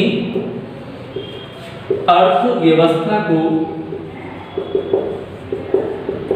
विश्व की अर्थव्यवस्था के साथ, विश्व की अर्थव्यवस्था के साथ, अर्थव्यवस्था के साथ जोड़ना। देश की अर्थव्यवस्था को विश्व की अर्थव्यवस्था के साथ जोड़ना क्या कहलाता है? वैश्वीकरण। वैश्वीकरण कहलाता है। वैश्वीकरण का मतलब ये मान लेना, अभी तक आप घर के अंदर बंद थे, अभी तक आप क्या थे, घर के अंदर बंद थे, ठीक है, अभी तक आप घर के अंदर बंद थे, अपने घर में सेफ थे भारत में। अब विश्व बैंक IMF ने आपसे क्या कह दिया, भाई मैं आपको उधार तभी दूंगा जब आप घर से बाहर निकलोगे। अगर घर से बाहर निकलोगे तो काम धंधा कैसे करोगे, और काम धंधा नहीं करोगे तो इनकम कहां से आएगी, खाली बैठे घर पे कब तक खाओगे आप, है ना, पब्लिक को बेवकूफ बनाओगे गवर्नमेंट बन करके। तो ऐसा नहीं करना आपको, ठीक है। तो आपको देश से बाहर भी जाना है, काम करना है कुछ देश के बाहर भी। तो देश के बाहर जैसे आप उत्पादन करोगे, रोजगार दोगे, यानी विश्व व्यापार से जुड़ोगे, तो आपकी अर्निंग होगी नहीं होगी, कुछ पैसा आएगा नहीं आएगा, तो पैसा आएगा तो आपके विकास को बढ़ावा मिलेगा नहीं मिलेगा, बिल्कुल मिलेगा सर। तो ऐसी कंडीशन में आपको बढ़ावा देना है विश्व व्यापार को, किसको, विश्व व्यापार को। तो विश्व व्यापार जैसे आपका इंक्रीज होगा तो वहां पे आपके रास्ते और खुल जाएंगे, विकास के रास्ते और खुलने लग जाएंगे। तो वहां पे आपके देश में जो पॉलिसी है आर्थिक सुधार की, वो भी क्या होने लग जाएगी, प्रभावी होने लग जाएगी। तो आपको क्या करना है, अपने देश में विदेशी व्यापार को बढ़ावा देना है। किसको बढ़ावा देना है, विदेशी व्यापार को बढ़ावा देना है। तो विदेशी व्यापार जैसे बढ़ेगा तो आपके निर्यात भी बढ़ेंगे, और निर्यात जैसे इंक्रीज होंगे तो आपके देश की आय में क्या होगी, वृद्धि होगी। तो देश के विदेशी मुद्रा के फंड जो है, कोष है, वो भी आपके बढ़ने लग जाएंगे। विदेशी मुद्रा का कोष जैसे ही आपका बढ़ेगा तो वहां पे आपकी क्रय क्षमता, विदेशी भुगतान की क्षमता, वो भी बढ़ने लग जाती है। तो विदेशी व्यापार से जुड़ने से क्या होता है कि विश्व के साथ जो अर्थव्यवस्था जुड़ती है तो वहां पे उसके रास्ते होते हैं विकास के और प्रबल होने लग जाते हैं। तो ऐसी स्थिति में आप क्या करोगे, तो विश्व की अर्थव्यवस्था को मजबूत बनाने के लिए आपको अपनाना है क्या, विदेशी व्यापार, ठीक है। तो वो किसके अंतर्गत आता है, वैश्वीकरण के अंतर्गत। तो यहाँ पे विश्व की अर्थव्यवस्था के साथ अपने देश की अर्थव्यवस्था को जोड़ना, यानी कि देशों से जुड़िए, ज्यादा से ज्यादा व्यापार कीजिए। जितना ज्यादा विदेशी व्यापार करोगे उतना ही ज्यादा विदेशी स्तर पर आपकी पूंजी बढ़ने लगेगी, आपका विकास होगा, नए नए विकास के रास्ते प्रबल होंगे। तो वहां पे रास्ता अपनाया गया किसमें, वैश्वीकरण। और वैश्वीकरण की जैसी नीति अपनाई देश ने, वहां पे देश के विकास में वृद्धि होने लगी, ठीक है।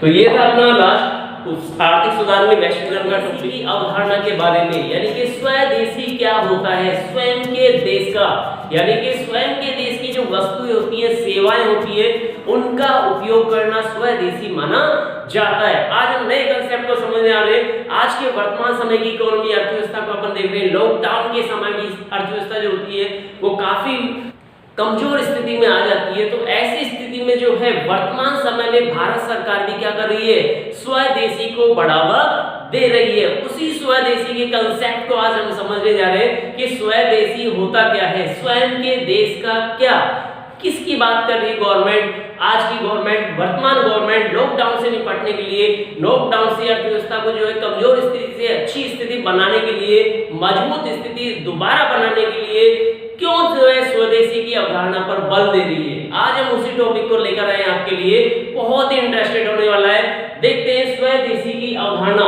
तो आज का टॉपिक है अपना, जिसमें अपन अगला टॉपिक पढ़ रहे हैं चैप्टर का, स्वदेशी की अवधारणा। स्वदेशी का मतलब क्या होता है, स्वयं के देश का, यानी कि स्वयं के देश का, यानी बात करें तो भारतीय उत्पादन को अपनाना, ठीक है, या फिर भारतीय उत्पादन को अपनाने पर क्या देना, बल देना, क्या कहलाता है, स्वदेशी कहलाता है। यानी भारत में जो भी वस्तुएं बन रही हैं, खाने की हो चाहे सुविधाओं की हो, चाहे कितनी भी गुड्स सर्विसेज जितनी भी बन रही है, सेवाएं बन रही है, जो भारतीय लोगों द्वारा बनाई जा रही है, भारतीय उत्पादक द्वारा जो वस्तुएं बनाई जा रही है, भारतीय विनिर्माता द्वारा जो भी सर्विसेज बनाई जा रही है, निर्मित की जा रही है, वो सारी अपनाने पर बल दिया जा रहा है। यानी कि विदेशी वस्तुओं का बहिष्कार, क्या किया जा रहा है, विदेशी वस्तुओं का बहिष्कार किया जा रहा है। तो स्वदेशी की अवधारणा का मतलब यही है कि अपने देश की जो भी वस्तुएं या अपने लोग जो भी बना रहे हैं, जैसा भी बना रहे हैं, जिस मात्रा में कीमत पर उपलब्ध करा रहे हैं अपन को वस्तु या सेवा, उसको अपनाना, ठीक है। दूसरे देश की या दूसरे विदेशी कंपनियों के उत्पादों को क्या करना, छोड़ना, उनकी जगह अपने देश के उत्पादों को उपयोग में लेना, उनको अपनाना, क्रय करना और अपने देश के जितने भी नागरिक हैं सभी को क्या करना, स्वदेशी के प्रति क्या करना, जागरूक करना। तो देखते हैं अपन स्वदेशी की बात करें तो ये जो स्वदेशी की अवधारणा है ये आज की नहीं है, आज के समय नहीं है कि आज ही अपन जो है अपने देश के उत्पादों को अपनाएं, नहीं, स्वतंत्रता से पहले भी इस पे काफी आंदोलन हुआ है। तो स्वतंत्रता से पहले की बात करें तो ब्रिटिश उत्पादों को यानी कि अंग्रेजों द्वारा जो वस्तुएं बनाई जाती थी भारत में, उनके उत्पादों का क्या किया जाता था, बहिष्कार किया गया था, उनके उत्पादों को जो है त्यागा गया था भारतीय जनता द्वारा, लोगों द्वारा। यानी कि ब्रिटिश उत्पाद जो थे कंपनी के, ब्रिटिश कंपनी के बनाए हुए उत्पाद जो भारत में बेचे जा रहे थे ज्यादा मूल्य पर, तो भारत सरकार तो थी नहीं उस समय, तो उस समय भारतीय लोगों ने क्या किया था, उनके उत्पादों का यानी उनकी वस्तुओं को बहिष्कार किया था कि हम आपकी वस्तु का उपयोग नहीं करेंगे, आज से हम आपकी वस्तु, विदेशी वस्तु को खरीदेंगे नहीं, परचेज नहीं करेंगे, हम उसका उपयोग नहीं करेंगे, हम देसी लोग हैं, अपने देश के लोगों की यानी कि भारतीय लोग जो बना रहे हैं उनकी वस्तुओं का उपयोग करेंगे और उन्हीं वस्तुओं को हम क्रय करेंगे, खरीदेंगे, है ना। तो क्या किया गया, ब्रिटिश उत्पादों का क्या किया गया, बहिष्कार किया गया, किसके अंतर्गत, स्वदेशी की अवधारणा के अंतर्गत। कब, स्वतंत्रता से पहले भी, ठीक है। तो वो स्वदेशी आंदोलन कहलाया था एक तरह से, जिसमें महात्मा गांधी ने भी क्या किया था, बहुत बड़ा रोल प्ले किया था यहाँ पर। और महात्मा गांधी ने भी एक आंदोलन चलाया था, असहयोग आंदोलन। क्या चलाया था, असहयोग आंदोलन चलाया था, जिसमें विदेशी कंपनियों, ब्रिटिश सरकारों के जो है सहयोग को जो है महात्मा गांधी ने क्या कर दिया, कम कर दिया। यानी भारतीय लोगों से आग्रह किया कि आज से जो है आप विदेशी कंपनियों के प्रोडक्ट को नहीं अपनाओगे, अपने स्वयं के देश की वस्तु सेवाओं का उपयोग करोगे। इससे क्या होगा, ब्रिटिश सरकार के जो उत्पाद है वो बिकेंगे नहीं, और ब्रिटिश सरकार के जो उत्पाद बिकेंगे नहीं तो वहां पे उनकी कंपनियां जो है भारत में लाभ नहीं कमा पाएंगी, लाभ नहीं कमा पाएंगी तो वहां से वो क्या करेंगी, पलायन करने लगेंगे। तो ये एक विचार था महात्मा गांधी का, जिसको लेकर के उन्होंने स्वदेशी की अवधारणा को लेकर के आंदोलन चलाया देश भर में, ठीक है। और वो आंदोलन काफी हद तक सफल रहा था उस समय, और भारतीय लोगों ने यानी भारतीय जो जनता थी उन्होंने क्या करने लगी थी, विदेशी उत्पादों का बहिष्कार करने लग गई थी, विदेशी वस्तुओं को उपयोग में नहीं लेने लगी, ठीक है।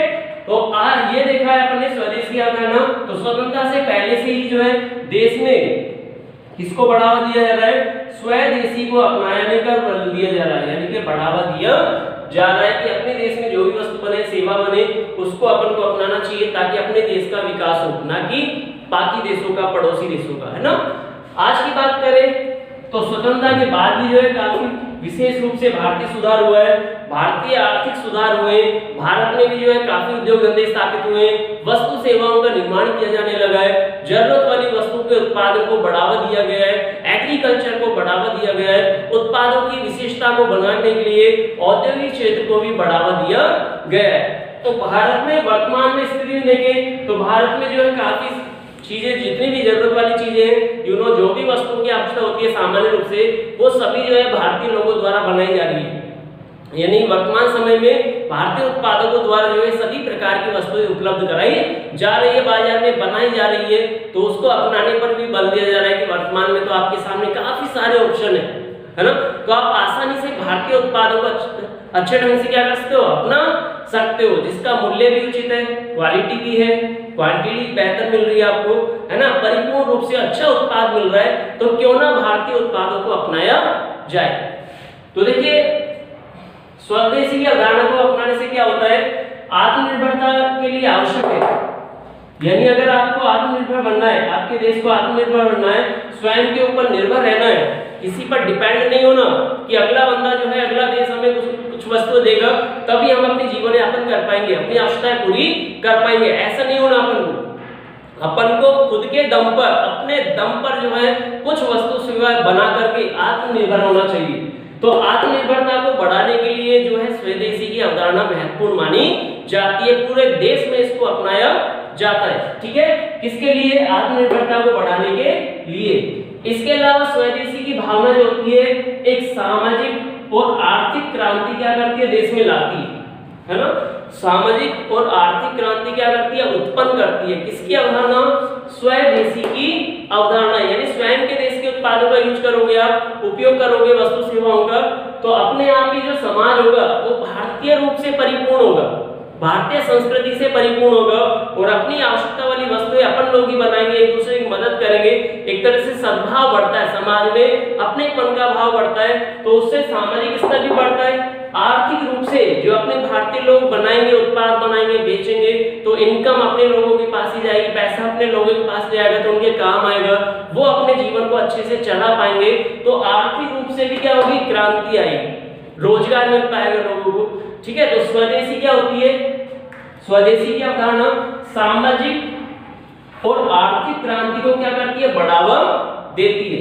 क्या, स्वदेशी की अवधारणा यानी स्वयं के देश के उत्पादों को अपनाने से आप अपने देश में सामाजिक रूप से और आर्थिक रूप से सुदृढ़ता स्थापित कर सकते हो। अब देखिए यहाँ पे स्वदेशी के लाभ की बात करें, स्वदेशी के लाभ क्या हैं, क्या क्या बेनिफिट्स हैं। पहला देखिए, देश के घरेलू उत्पाद तथा राष्ट्रीय आय में वृद्धि, देश के घरेलू उत्पाद तथा राष्ट्रीय आय में वृद्धि, यानी यहाँ पे देश की जो राष्ट्रीय आय वो बढ़ने लग जाती है और देश का उत्पादन भी बढ़ता है ना। जब स्वयं के देश के लोग बनाएंगे, स्वयं लोग बनाएंगे, उसी देश की पब्लिक बनाएगी प्रोडक्ट, तो उत्पादन भी क्या होगा, बढ़ेगा। उत्पादन में क्या होगी, वृद्धि होगी। जब उत्पादन में वृद्धि होगी तो वहां पे उत्पादन के साथ रोजगार बढ़ेगा, उत्पादन के साथ रोजगार बढ़ेगा, रोजगार से फिर आय में वृद्धि होगी, प्रति व्यक्ति आय बढ़ेगी तो राष्ट्रीय आय में क्या होगी, राष्ट्रीय आय में भी वृद्धि होती है। किसके कारण, राष्ट्रीय स्तर पर स्वरोजगार के कारण, उत्पादन के कारण। तो उत्पादन में वृद्धि कब होती है, जब स्वयं के लोगों जो है उत्पादन में वृद्धि की जाती है, यानी स्वयं की आवश्यकताओं को पूरा करने के लिए लोग क्या करेंगे, उत्पादन स्तर को बढ़ाएंगे, उत्पादन स्तर बढ़ाएंगे तो रोजगार भी बढ़ेगा, रोजगार से प्रति व्यक्ति आय बढ़ेगी, प्रति व्यक्ति आय बढ़ेगी तो पूरे देश की इनकम भी क्या होने लग जाएगी, बढ़ने लग जाएगी। तो स्वदेशी से क्या होता है, घरेलू उत्पादन यानी पूरे देश का उत्पादन तो बढ़ता ही है, देश में उत्पादन तो बढ़ेगा, उसके साथ साथ राष्ट्रीय आय में भी क्या होगी, वृद्धि होगी, ग्रोथ देखी जाएगी, पहले से बेहतर इनकम होने लग जाएगी, नेशनल इनकम, जो पूरे राष्ट्र के विकास में क्या करेगी, मदद करेगी। क्योंकि अपने राष्ट्र के विकास के लिए सड़कें बनाना, बांध बनाना, पुल वगैरह बनाना, है ना, परिवहन के साधनों का विकास करना, ठीक है, इन चीजों के लिए, बिजली बनाने के लिए, तो वो राष्ट्रीय आय क्या करती है, उसमें रोल प्ले करती है ना। पूरे देश के विकास में जो होता है वो मदद करने वाली कौन होती है, राष्ट्रीय आय, तो उसमें भी जो है विकास बढ़ेगा देश का। इसके अलावा दूसरा लाभ देखिए, राष्ट्रीय उत्पाद की मांग में वृद्धि।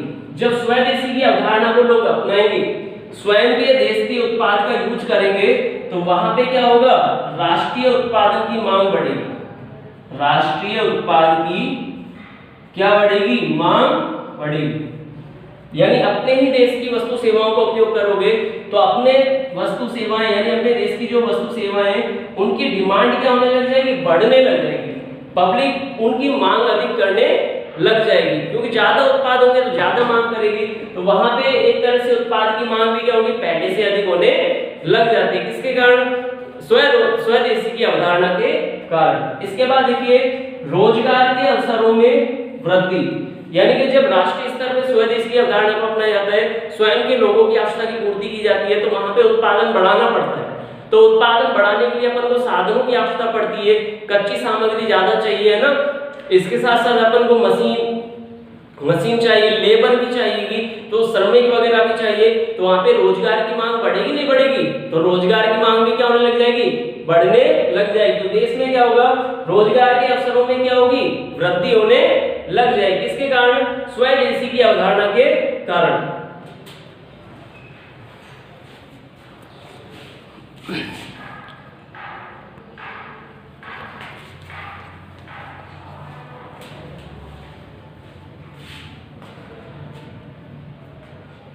दूसरा है राष्ट्रीय उत्पाद की मांग में वृद्धि, यानी कि स्वदेशी की अवधारणा को अपनाने से राष्ट्रीय स्तर के उत्पादन की मांग क्या होने लग जाती है, बढ़ने लग जाती है। क्यों, क्योंकि जो अपने लोगों द्वारा बनाई गई वस्तुएं वही अगर सभी लोग यूज करेंगे तो अपने आप ही वो लोग क्या करेंगे, डिमांड बढ़ाएंगे, यानी ज्यादा लोगों की आपूर्ति करानी पड़ेगी, है ना, तो ज्यादा लोगों को वस्तु की मांग होने लग जाएगी। तो वहां पे राष्ट्रीय स्तर पर यानी पूरे देश में जो है अपने स्वदेशी उत्पाद की मांग क्या होने लग जाती है, बढ़ने लग जाती है। जो स्वदेशी को अवधारणा को बढ़ावा दिया जाता है, प्रेरित किया जाता है सभी लोगों को, भाई अपना उत्पाद अपनाओ, अपना उत्पाद बेहतर है, विदेशी उत्पाद से कहीं ज्यादा क्वालिटी वाला है, अच्छा भी है ना, कीमत अपने देश के लोगों को मिले, रोजगार मिले, आय का स्तर बढ़े अपने देश का, ठीक है, कंपनियां ग्रोथ करे, देश का विकास हो, इसलिए स्वदेशी को अपनाओ। तो इस तरह क्या किया जाता है, उससे फिर मांग में क्या होने लग जाती है, वृद्धि होने लग जाती है। जितने भी लोग हैं वो स्वदेशी की वस्तुओं को अपनाने के लिए स्वदेशी वस्तुओं की ही क्या करने लग जाते हैं, मांग करने लग जाते हैं कि हमको तो पतंजलि का टूथपेस्ट चाहिए, हमें तो जो है अपने सारा जो वस्तु सेवाएं होती है, खादी का कपड़ा चाहिए, नहीं चाहिए विदेशी कपड़े, है ना। तो इस तरह क्या हो जाता है, स्वदेशी के उत्पादों की मांग बढ़ने लग जाती है। उसके बाद रोजगार के अवसर में भी क्या होती है, वृद्धि होने लग जाती है। किसके कारण, स्वदेशी को अपनाने के कारण। जैसे स्वदेशी को अपनाया जाएगा तो स्वदेशी को जैसे अपनाया जाएगा तो अपने लोगों के लिए उत्पादन ज्यादा करना पड़ेगा, तो उत्पादन ज्यादा करना पड़ेगा तो साधनों की व्यवस्था भी करनी पड़ेगी, लेबर भी ज्यादा चाहिएगी, श्रमिक लोग भी ज्यादा चाहिए। तो श्रमिकों को अपन रखेंगे तो उनको रोजगार मिलेगा, नहीं मिलेगा, बिल्कुल मिलेगा सर। तो रोजगार भी क्या होगा, देश में बढ़ने लगेगा। किसके कारण, स्वदेशी को अपनाने के कारण। इसके बाद देखिए आयातों में क्या होने लग जाती है, कमी होने लग जाती है। यानी जब अपने देश में अपन अपने लोगों के लिए बनाएंगे तो दूसरे देशों से खरीदेंगे क्या, नहीं खरीदेंगे सर। अब खरीदेंगे नहीं दूसरे देश से तो आयात होगा क्या, बिल्कुल नहीं होगा। आयात का मतलब क्या होता है कि दूसरे देश से कोई वस्तु खरीदना, दूसरे देश से कोई वस्तु खरीदना, वो होता है आयात। तो अपने आयातों में क्या होगी, कमी होने लग जाएगी। क्यों, क्योंकि हम अपने ही देश के उत्पादों का उपयोग कर रहे हैं, उपभोग कर रहे हैं, विनियोग कर रहे हैं और उपयोग को बढ़ावा दे रहे हैं। तो इसके कारण आयातों में क्या होने लग जाती है, कमी होने लग जाती है। किसके कारण, स्वदेशी को अपनाने के कारण। अगला लाभ देखिए, विदेशी मुद्रा की बचत। जब अपना पैसा अपने देश में लग रहा है, मशीन ला रहे हैं, लेबर ला रहे हैं, है ना, कच्चा माल ले रहे हैं, अपने देश से ही ले रहे हैं अपन, तो पैसा 1 रुपया भी बाहर जाने वाला नहीं। जब 1 रुपया भी अपना विदेश में नहीं जा रहा, विदेशी बंदे के पास नहीं जा रहा, तो इसका मतलब क्या है, अपने देश में ही है वो पैसा, और अपने देश में ही वो पैसा है तो विदेशी में क्या होगा, विदेशी मुद्रा की भी क्या होगी, बचत होगी, क्योंकि भुगतान नहीं करना पड़ेगा किसी को, क्योंकि अपन आयात भी क्या कर रहे हैं, कम कर रहे हैं, ठीक है, दूसरे देश से वस्तुएं भी क्या है, कम खरीद रहे हैं, तो निश्चित रूप से पैसा भी कम देना पड़ेगा। तो पैसा कम देना पड़ेगा तो इसका मतलब क्या है कि दूसरे देश को भुगतान भी कम करना पड़ेगा। तो विदेशी मुद्रा अपने पास क्या रहेगी, बचेगी, है ना, अपने पास स्टॉक ज्यादा रहेगा, डॉलर का, येन का, ठीक है, येन के बाद जो है अपने पॉन्ड वगैरह होते हैं, विदेशी मुद्रा करेंसी होती है, तो उनका स्टॉक ज्यादा रह पाएगा, ठीक है। किसके कारण, विदेशी मुद्रा की बचत के कारण, क्योंकि आयात में क्या होने लग जाती है, कमी होने लग जाती है। इसका फायदा मिलता है कि देश में विदेशी मुद्रा का स्टॉक बढ़ने लग जाता है। अब देखिए अगला है इसमें आत्मनिर्भरता में वृद्धि। क्या होने लग जाती है, स्वदेशी को अपनाने से आत्मनिर्भरता में वृद्धि होती है, अपने लोगों को रोजगार मिलता है, आय का स्तर बढ़ जाता है, शिक्षा स्तर बढ़ने लग जाती है, स्वास्थ्य स्तर बेहतर हो जाता है, पहले से खान पान अच्छा हो जाता है लोगों का। इसके अलावा उत्पादन भी बढ़ने लग जाता है, जरूरत वाली जब सभी चीजों का अपन क्या कर पाते, उपयोग कर पाते, उत्पादन कर पाते, उपभोग कर पाते। तो वहां पे अपनी जितनी भी जरूरत वाली आवश्यकता वाली वस्तुएं वो सभी भारत में बनने लग जाएगी। तो विदेशी कंपनियों के उत्पादों पर निर्भरता भी क्या होने लग जाएगी, कम होने लग जाएगी। फिर हम अपने आप को क्या मानेंगे, आत्मनिर्भर मानेंगे कि हम अपने लिए बना सकते हैं, हम अपने लिए जी सकते हैं, हम आपके भरोसे नहीं जिएंगे। उत्पाद हमारा होगा, प्रोडक्शन हमारा होगा, लेबर हमारी होगी, मशीन हमारी होगी, रॉ मटेरियल हमारा होगा, स्वदेशी का उत्पाद हमारा होगा, ठीक है। तो यहाँ पे क्या किया जाता है, आत्मनिर्भरता पर बल दिया जाता है, जिससे अपने आप ही देश क्या हो जाता है, आत्मनिर्भर हो जाता है, अपने कदमों पर, अपने दम पर, अपने जो है पैरों पर खड़ा होने लग जाता है, जिससे जो है वो देश आर्थिक रूप से भी विकास करने लगता है तेजी से।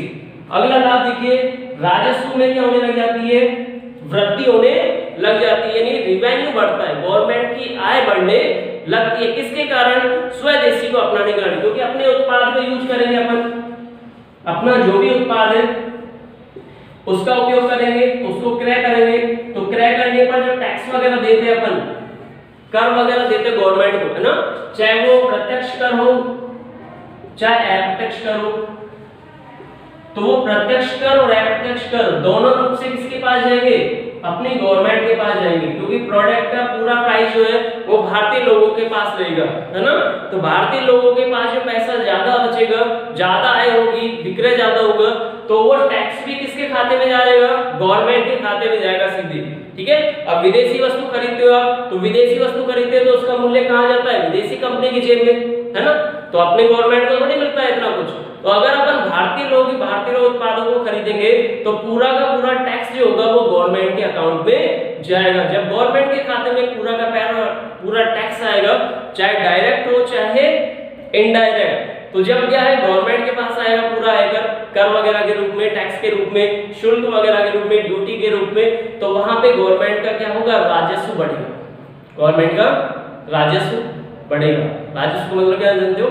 सरकार की आय, सरकार की आय बढ़ने लगेगी, नहीं बढ़ेगी? बिल्कुल बढ़ेगी सर। गवर्नमेंट की इनकम जरूर बढ़ेगी, डेफिनेटली बढ़ेगी। यानी बाहर जो पैसा जा रहा था वो तो नहीं जाएगा ना, अब तो देश में ही रहेगा वो पैसा। तो जो भी टैक्स लगेगा, चाहे उत्पादन पे लग रहा हो चाहे विक्रय पर लग रहा हो, वो सारा का सारा टैक्स सीधे गवर्नमेंट के खाते में जाएगा, और विक्रय का जो प्रॉफिट है वो अपने भारतीय लोगों के पास रहेगा। तो इनकम लेवल भी बढ़ेगा भारतीय लोगों का। इनकम लेवल वैसे बढ़ेगा तो वहां से भारतीय लोग भी क्या करेंगे? अपनी सेवाओं पर, उत्पाद पर क्या करेंगे? वो कर प्रदान करेंगे गवर्नमेंट को, जिससे गवर्नमेंट का क्या बढ़ता है? राजस्व बढ़ने लग जाता है। तो ये था अपने राजस्व, तो ये थे अपने स्वदेशी की अवधारणा के लाभ, जिसमें हमने लाभ के बारे में डिस्कस किया कि स्वदेशी को अपनाने से क्या क्या लाभ हो सकते हैं, ठीक है। ये था अपना स्वदेशी का आपके सामने एक्सेस का एक और बेहतरीन टॉपिक। और ध्यान रखना ये अपने लेसन का यानी चैप्टर का लास्ट टॉपिक है, जिसका नाम है कौशल विकास। इसके साथ ये चैप्टर अपना कंप्लीट हो जाएगा।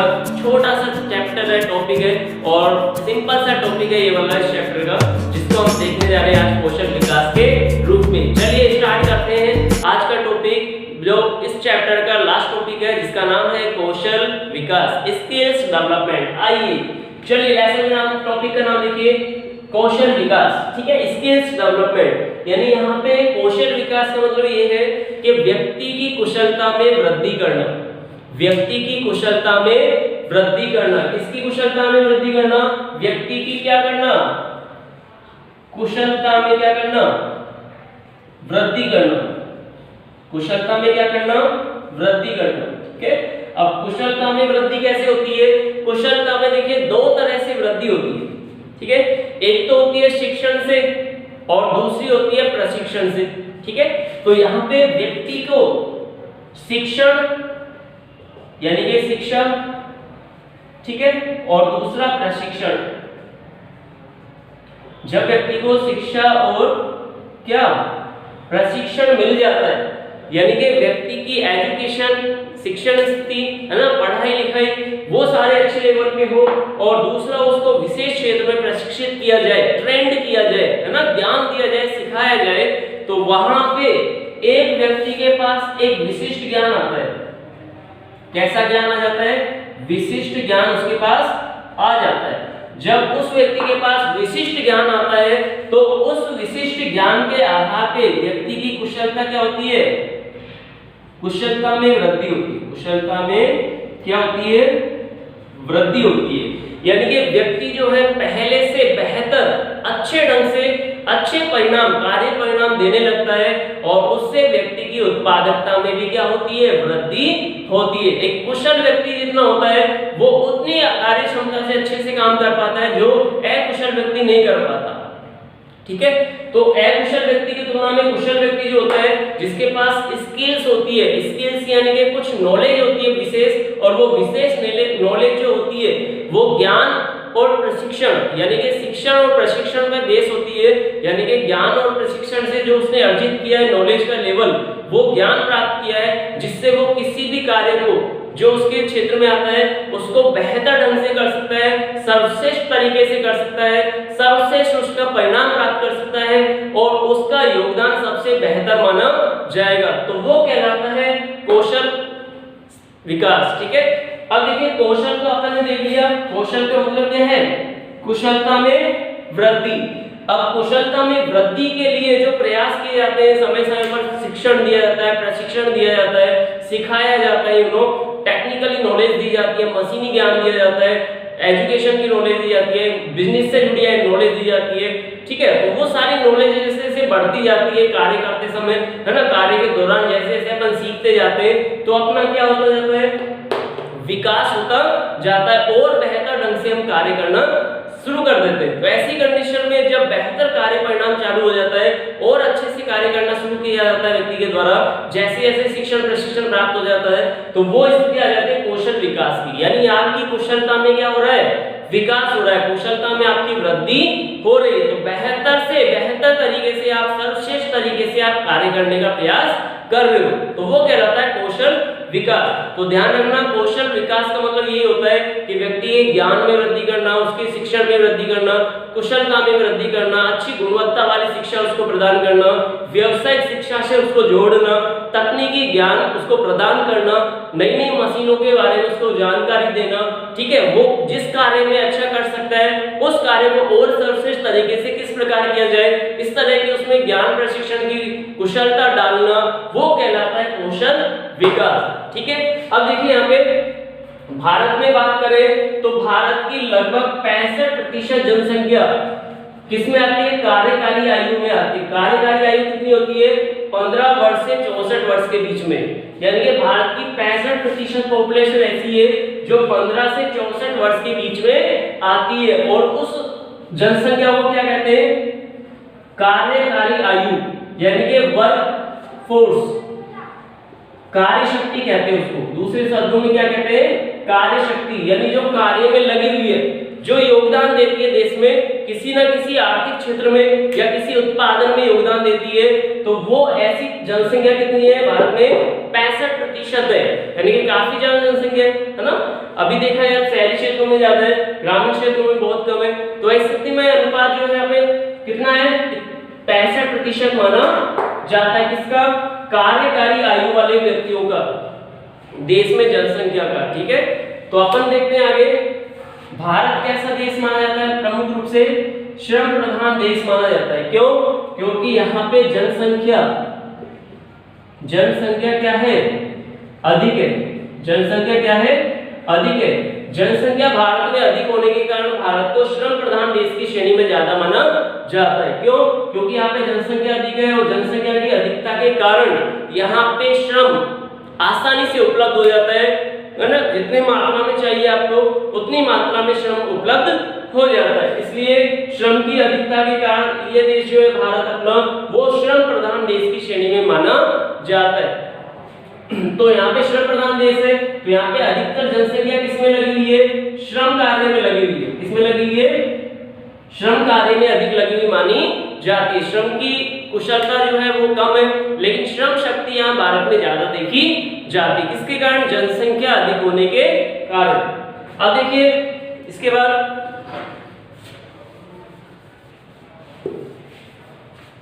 विश्व युवा कौशल दिवस, विश्व युवा कौशल दिवस ध्यान रखना 15 जुलाई 2015 को, कब, 15 जुलाई 2015 को राष्ट्रीय कौशल विकास मिशन स्टार्ट किया था। किसके द्वारा, श्रीमान नरेंद्र मोदी जी के द्वारा, यानी प्रधानमंत्री जो है वर्तमान के, उन्होंने एक मिशन चलाया राष्ट्रीय स्तर पे जिसको कहा गया राष्ट्रीय कौशल विकास मिशन। क्यों, क्योंकि यहाँ पे जरूरत थी भारतीय जनसंख्या को किसमें कन्वर्ट करने की,